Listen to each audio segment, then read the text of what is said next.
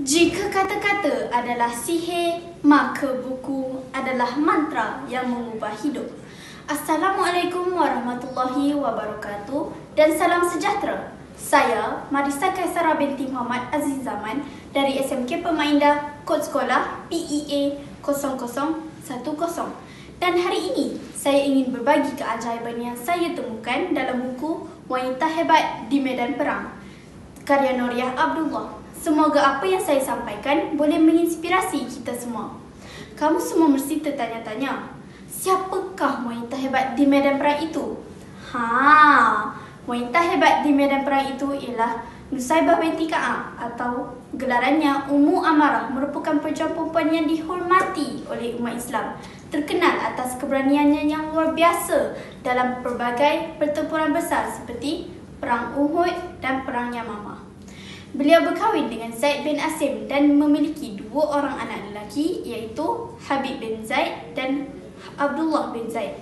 Tidak beberapa lama selepas kematian suaminya yang pertama, Nusaybah menikahi Ghaziah bin Amru dan dikunyakan dengan dua orang anak lelaki, iaitu Tamim bin Ghaziah dan Qawlah bin Ghaziah.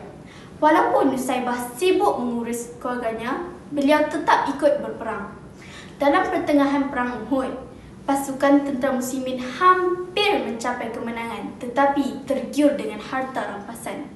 Disebabkan sikap sesetengah para tentera muslimin itu, pasukan musyrikin segera menyerang kembali pasukan muslimin. Ketika itu, Nusaybah dengan beraninya segera mengangkat senjata dan menggunakan perisai untuk melindungi Rasulullah SAW. Dalam usaha melindungi dan mempertahankan dirinya itu, Nusaybah telah terluka parah, terutamanya di bahagian lehernya yang berlubang akibat tetakan Ibnu Qamiyah. Beliau begitu kuat, cerdas dan berani. Bahkan Rasulullah SAW memuji keberanian Nusaybah dan mengatakan bahawa setiap kali baginda berpaling ke kanan dan ke kiri, selalu melihat Nusaybah bertarung mempertahankannya.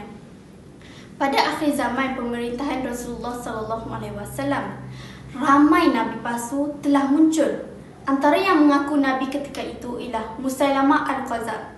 Pada suatu hari, Rasulullah SAW menghantar surat melalui seorang utusannya, iaitu Habib, bagi meminta Musailamah menghentikan kejahilannya. Malah tetapi, Musailamah tidak mahu membuka surat itu, lalu terus mengoyaknya dengan perasaan marah. Selepas itu, Habib dibawa ke satu tempat, lalu diseksa dan dibunuh dengan teruknya di hadapan rakyat Musailamah. Berita kematian Habib akhirnya sampai ke pengetahuan Rasulullah SAW dan ibu Habib, iaitu Nusaybah. Tidak beberapa lama selepas kewafatan Rasulullah SAW, berlakunya Perang Yamamah. Perang Yamamah merupakan satu peluang keemasan kepada Nusaybah untuk melunaskan janjinya membunuh Musailamah dengan tangannya sendiri. Perasaan keibuannya mulai membara untuk membalas dendam terhadap kematian anaknya yang sangat disayanginya itu. Di tengah-tengah medan perang itu, Nusaybah tidak berpeluang untuk membunuh Musailamah kerana pada ketika itu, Nusaybah mengalami kecederaan yang sangat teruk. Wahsy, iaitu pelontar tombak terbaik pasukan tentera Islam, melontar tombaknya sehingga tepat mengenai Musailamah.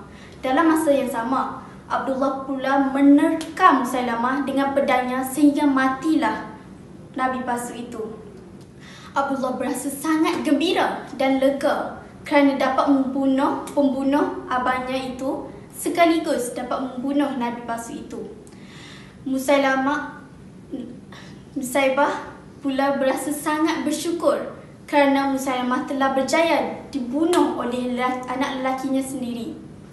Jadi, apa yang saya gemar terhadap buku ini adalah buku ini mempunyai nilai yang sangat bermakna. Antaranya ialah kita perlu bersabar dan ikhlas dalam menghadapi ujian kehidupan kerana dunia ini hanyalah sementara. Selain itu, peran wanita dalam Islam. Kisah Nusaybah menjadi bukti bahawa wanita memiliki potensi yang besar dalam pelbagai aspek kehidupan. Sekian saja bicara buku dari saya. Wabillahi taufiq wa hidayah. Wassalamualaikum warahmatullahi wabarakatuh.